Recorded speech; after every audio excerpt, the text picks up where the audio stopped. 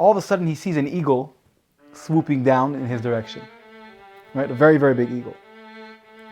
So, and the eagle's coming towards him. It stops right in front of him, spreads out its wings as if it's asking him, like, hop on. And he tries to get on, and the second he gets on, the eagle takes off and brings him to the structure, drops him right by the structure. He gets off, and the eagle goes.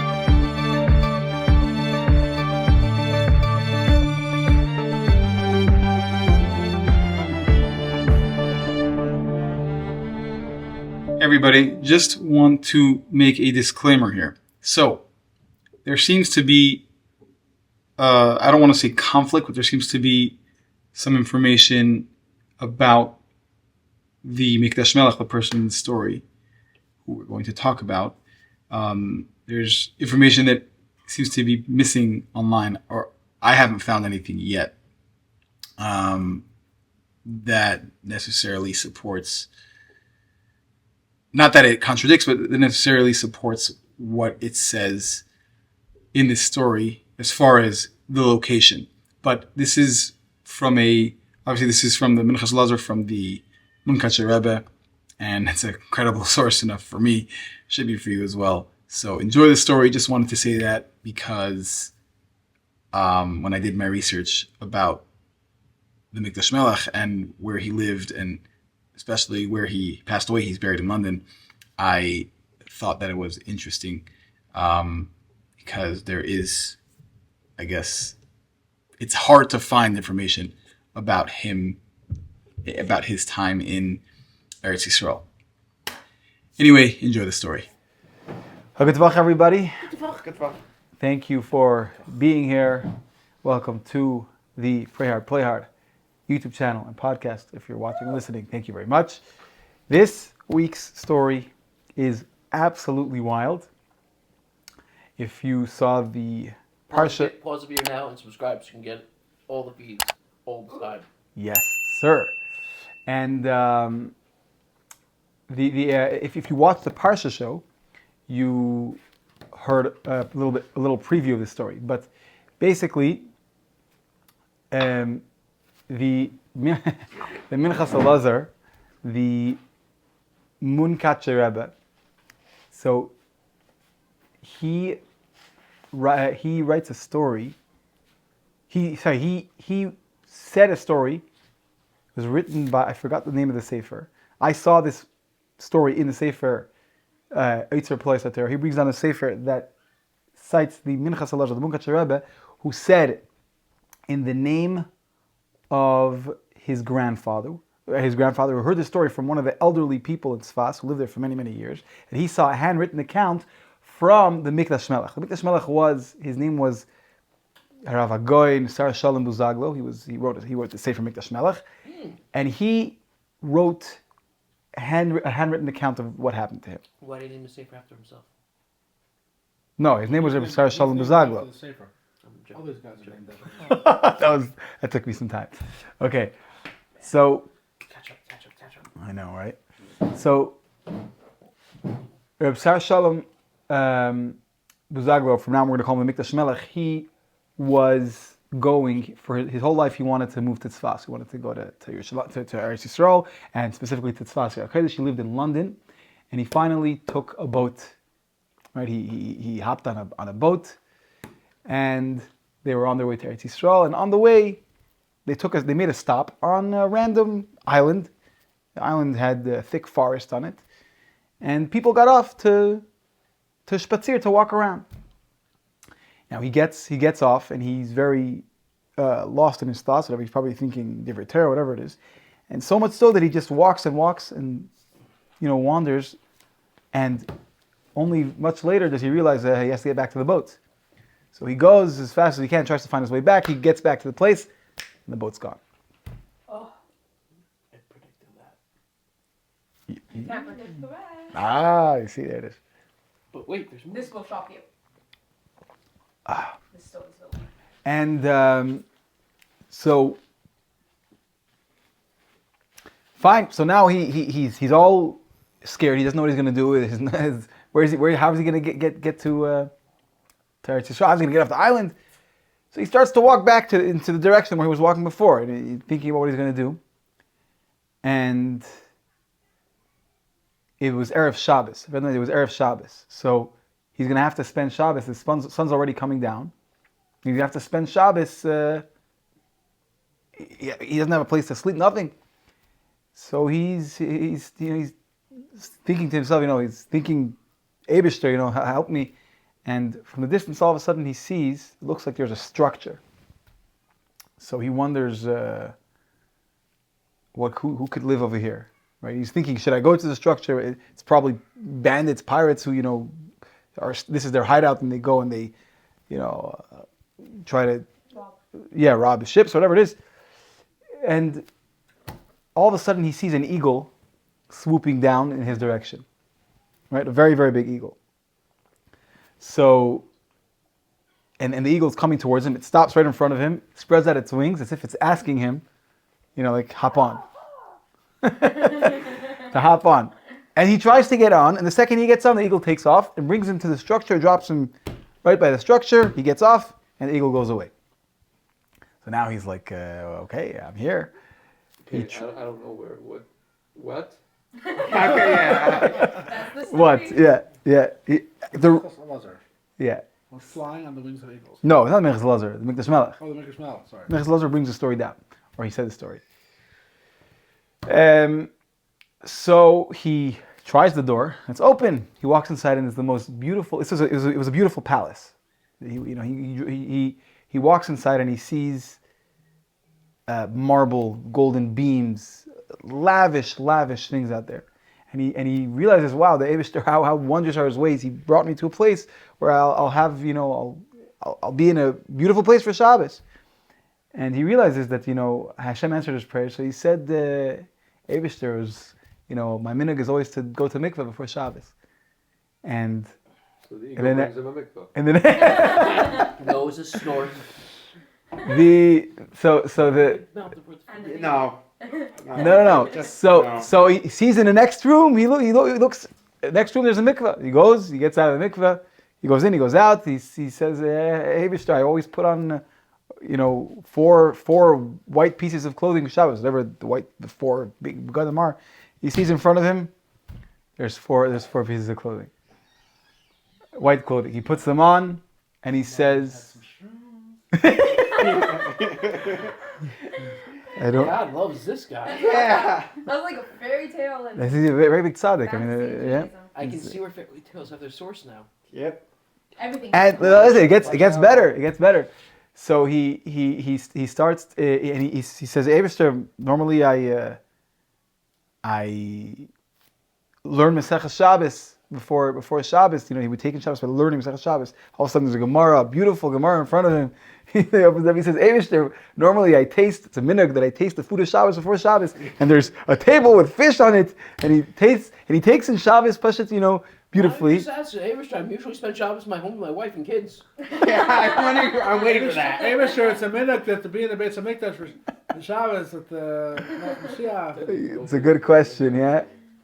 So, anyway, so he says, and there was even a fire with a candelabra ready, so he can light the Shabbos candles, and he's taking, he has a Gemara, Where did the Gemara come from?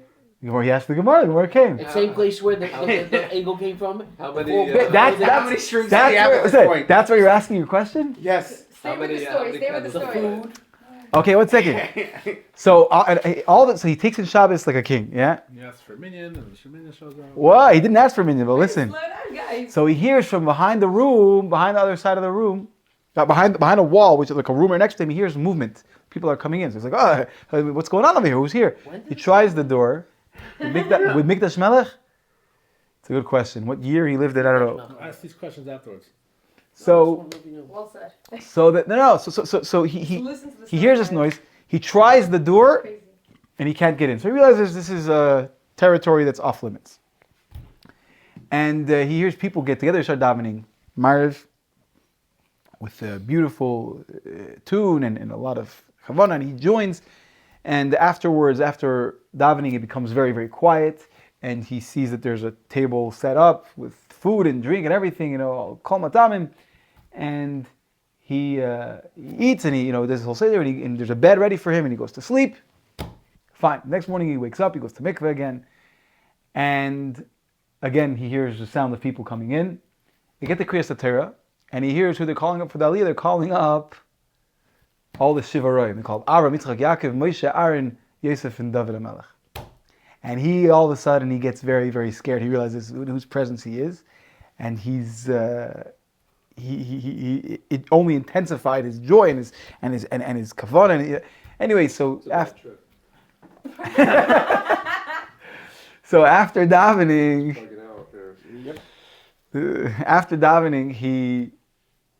he once again has his seudah, and he learns Masechah Shabbos throughout the whole afternoon. He has a Shabbos nap. He wakes up for mincha. There's a minyan mincha again, and he washes for Shuzah Shlishis. Who got those aliyahs though? It's a good question. I didn't say in the story who got the Haftarah. Oh, it only had 7 aliyahs. Yes. Again, kasha for Maisa. No, you had the details before. It's the only reason why I asked this time. Yeah. But I was thinking about Haftarah. I wasn't thinking about the aliyahs during mincha. And then he washes. He sits down, and he gets very, very, very tired. So before he falls asleep, he makes sure to bench.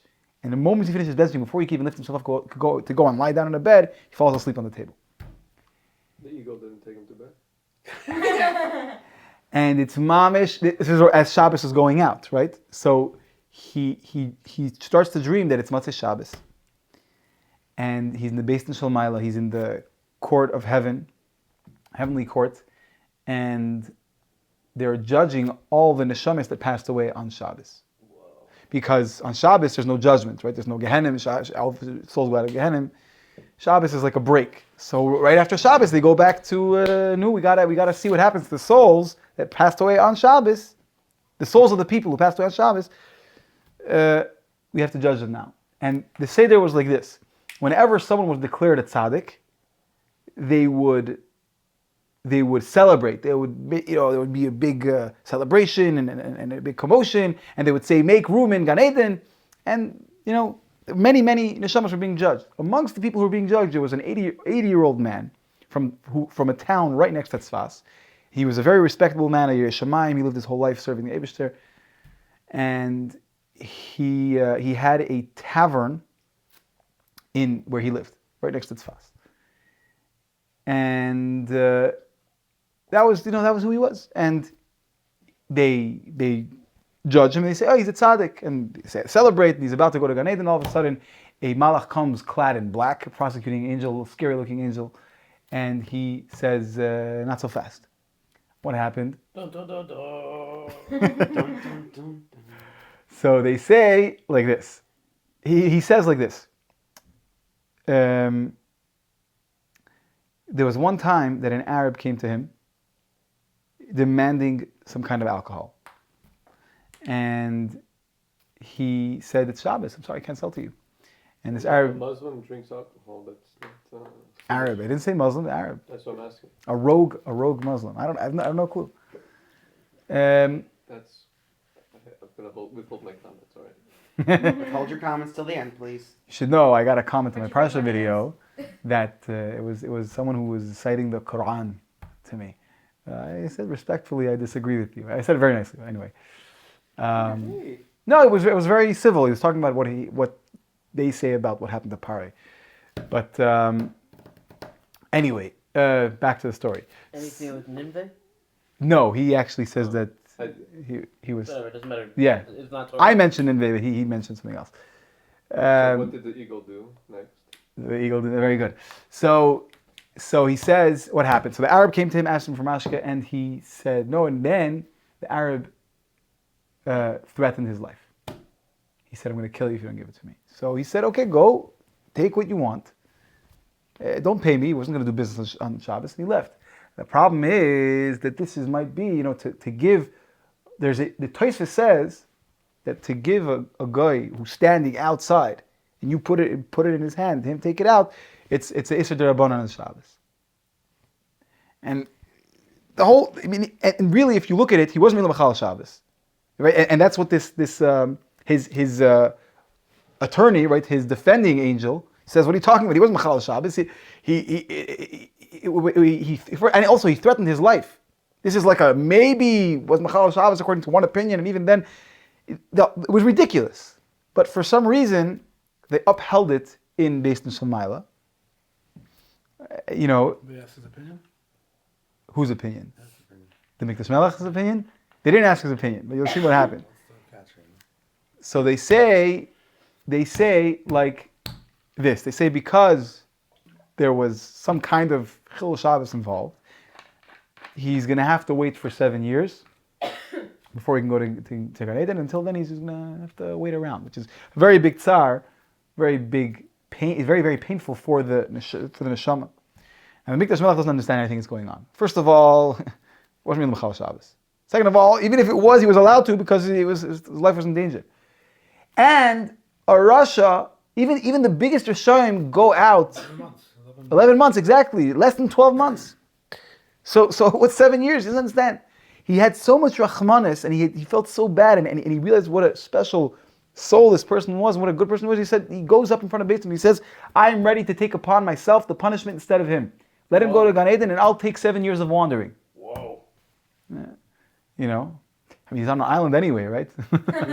Stop. I didn't say anything about the story. Anyway, so he said, I'll take it upon myself 7 years of wandering. And they accept his offer. This Yid, you know, bows his head to him in thanks. And they take him off to Gan Eden. He lives happily ever after. Now they have to turn to him and to judge him. He's dead, by the way.